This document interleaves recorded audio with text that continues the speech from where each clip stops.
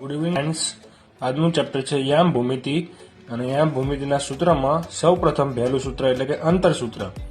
બે બિંદુઓ A અને B બંનેના યામ આકૃતિમાં દર્શાવ્યા છે, તો તે બંને વચ્ચેનું અંતર AB બરાબર √x2 - x1 whole square plus y2 - y1 whole square અને સ્ક્વેરના ફોર્મમાં નીચે મુજબ દર્શાવી શકાય. બીજું સૂત્ર એટલે કે ઉગમ બિંદુથી બિંદુ P AB નું અંતર, તો OP બરાબર √a² + b² થાય. ત્રીજું મહત્વનું સૂત્ર એટલે કે મધ્યબિંદુ M ના યામ, જો AB નું મધ્યબિંદુ M હોય તો M ના યામ બરાબર x1 + x2/2 અલ્પવિરામ y1 + y2/2.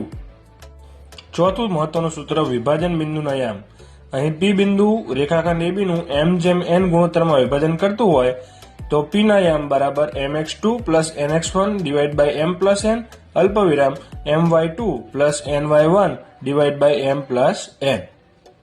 હવે આ જ રીતે જો વિભાજનનો ગુણોત્તર λ/1 હોય તો P ના યામ એટલે કે વિભાજન બિંદુના યામ λx2 + x1/λ+1 અલ્પવિરામ λy2 + y1/λ+1. હવે કોઈ પણ રેખાખંડના બે ભાગ કરતું એક જ બિંદુ મળે, ત્રણ ભાગ કરતા બે બિંદુ મળે અને જેમાં વિભાજન બિંદુના યામ વાળું સૂત્ર 2 વાર વાપરવું પડે. રેખાખંડના 4 ભાગ કરતા 3 બિંદુ મળે અને જેમાં મધ્ય બિંદુના યામ વાળું સૂત્ર 3 વાર વાપરવું પડે.